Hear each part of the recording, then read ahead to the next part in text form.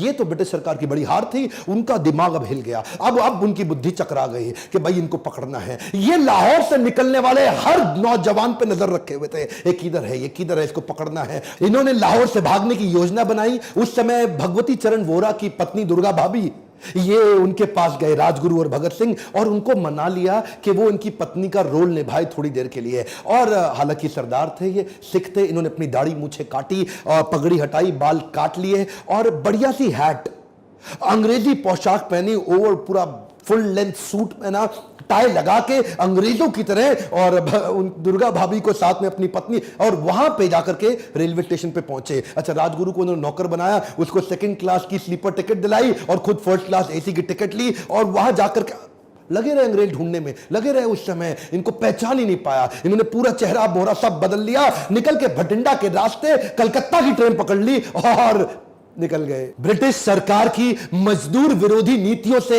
ये बहुत दुखी थे, परेशान थे, उसके खिलाफ आवाज उठा रहे थे, ब्रिटिशर सुन नहीं रहे थे। फ्रेंच रेवोल्यूशन के दौरान 1893 में फ्रेंच असेंबली के अंदर भी लो इंटेंसिटी का बॉम्ब फेंका गया। उन दिनों ये किताबें पढ़ते ही थे, दुनिया भर में देख रहे थे कि आजादी के लिए क्या क्या चल रहा है, इन्होंने भी तैयारी करी। बटुकेश्वर दत्त को अपने साथ लिया, एक लो इंटेंसिटी का बॉम्ब तैयार किया और कुछ पर्चे लिखे वहां पे, और अचानक वहां पे जाके असेंबली, सेंट्रल असेंबली में पहुंच गए, खाली जगह ढूंढी और वहीं बॉम्ब फेंक दिया। लो इंटेंसिटी का बॉम्ब था, किसी को नुकसान ना पहुंचे, धुएं का गुबार हो गया। पर्चे उठा के हवा में फेंके और हर पर्चे पे लिखा था, बहरों को सुनाने के लिए धमाका जरूरी है। क्या बोले? बहरों को सुनाने के लिए धमाका जरूरी है। और ऐसा धमाका, धुएं के गुबार में भाग के निकल सकते थे, चाहते तो चुपचाप वहां से चले जाते, लेकिन वहां गायब हो जाते, कोई पकड़ नहीं पाता, लेकिन जानबूझ के वहीं चिल्लाना, इनकलाब जिंदाबाद, इनकलाब जिंदाबाद, और जाकर अपने आप को पकड़वा दिया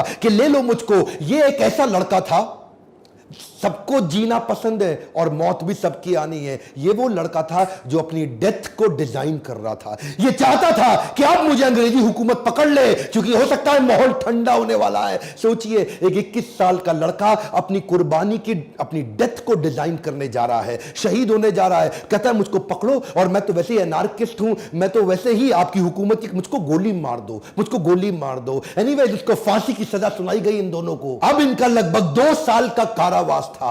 पर यह एक ऐसे क्रांतिकारी जो जेल में भी आजाद थे, वहां पे भी अपनी क्रांति, नाक को चने चबवा दी अंग्रेजों को, उनके नाक में दम कर दिया। क्योंकि वहां पे फूड और फैसिलिटी ठीक थी नहीं, वहां पे जेल में 10 बाय 10 के कमरे में 10-10 कैदियों को रखते थे, बर्तन ठीक नहीं थे, खाना ठीक नहीं था, रोशनी की सुविधा नहीं, बिजली कोई था नहीं, खिड़की हुआ नहीं करती थी, इतना बुरा हाल। इन्होंने उसके खिलाफ अंदर आंदोलन चालू कर दिया।